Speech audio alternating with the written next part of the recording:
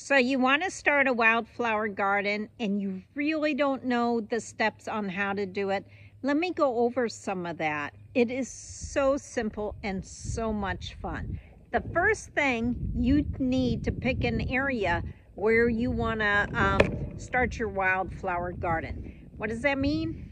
Do you have a rocky area that you want to fill in? Do you have a totally shaded area that you want? Or even a sunny area? You need to pick that because that determines what plants you could grow there. Second, do you want to grow just native to your area? So I'm going to put a list of several areas that you could go and look. Well, websites, I guess I should say that. We have one viewer from the mid-Texas, and I love Texas Wildflowers, by the way. It's one of my favorites. They have everything. But I'll put those links in the description. Check them out.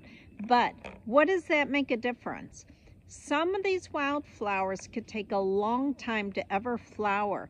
So if you pick something that takes months and months and you live up in Canada, you're not going to meet that deadline.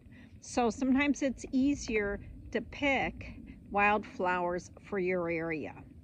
Again, check out those links, and also I have other videos on this.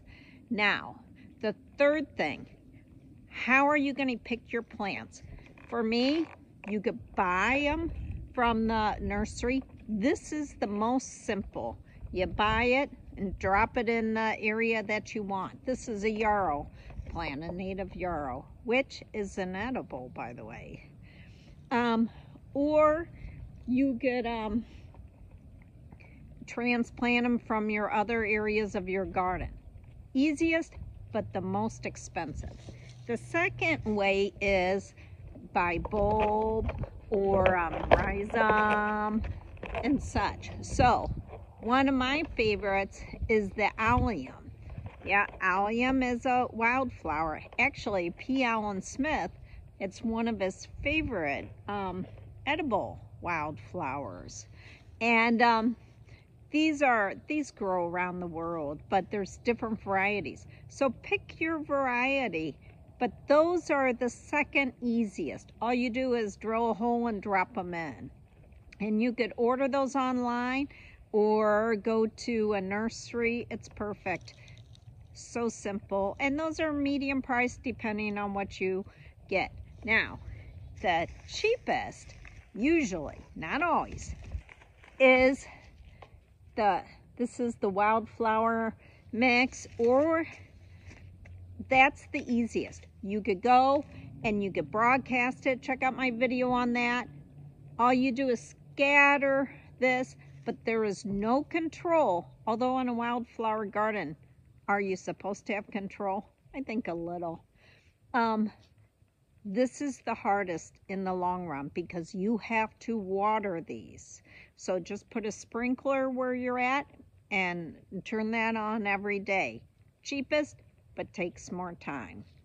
Now, do you want to control your wildflower garden? What does that mean?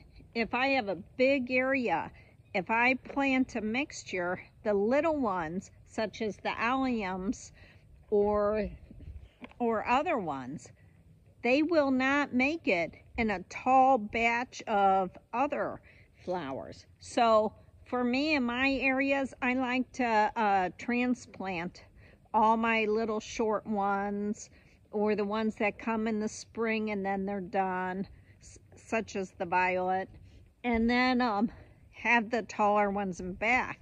Sometimes I just want particular colors, such as the blanket flower. And by the way, the Texas ones are the Indian paintbrush. So anybody that's driven through Texas, you've seen those.